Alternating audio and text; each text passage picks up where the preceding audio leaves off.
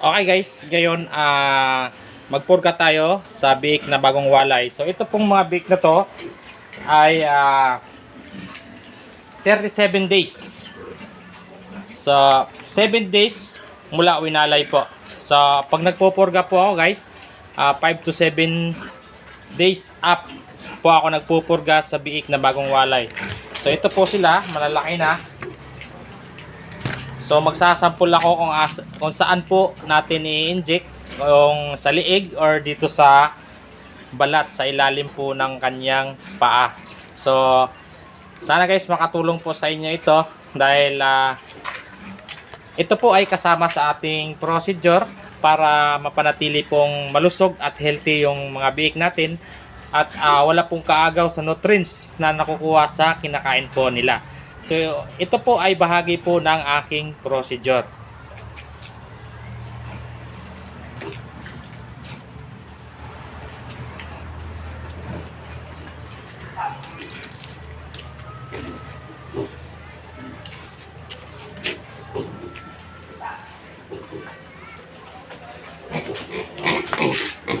So, ngayon po, sa liig po tayo mag-i-inject.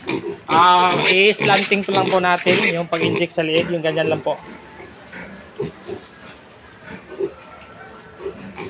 So sa balat lang po. So ganun lang po kadali, hindi po siya nag-iingay.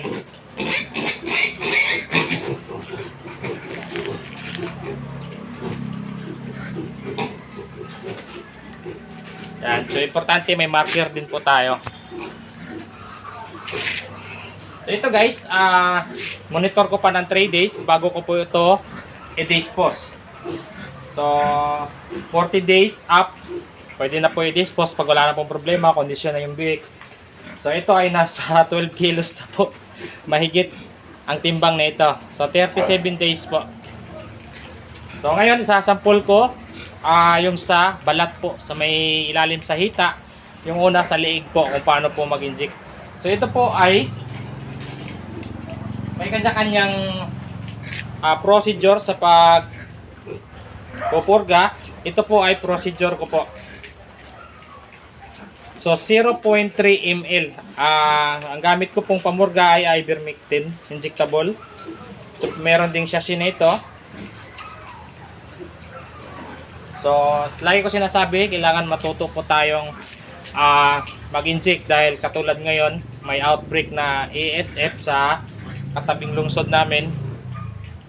So ngayon hindi po ako magpapasok kahit sinong tao dito sa babuyang ko for biosecurity po, para po yung mga alaga natin maiwasan na mahawa sa ibang mga sakit.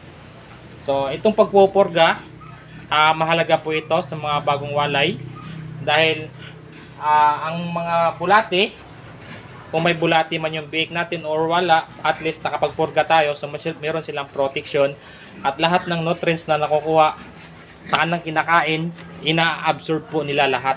So mabilis lumaki yung biik natin,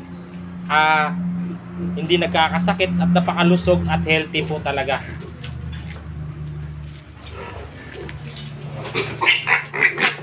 So ngayon sa balat po tayo, sa balat. Dito po, dito.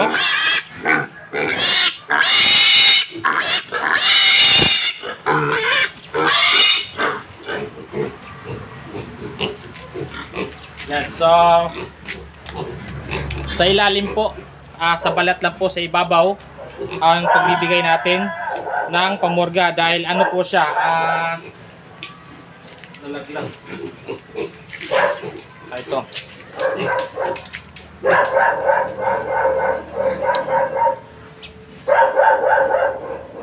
Subcutaneous po. Subcutaneous po yung pag-i-inject, so hindi po siya IM. So sa balat lang po, ilalim lang po ng balat. So yun lang guys, ang nakatulong po sa inyo. Maraming salamat. Happy farming everyone and God bless.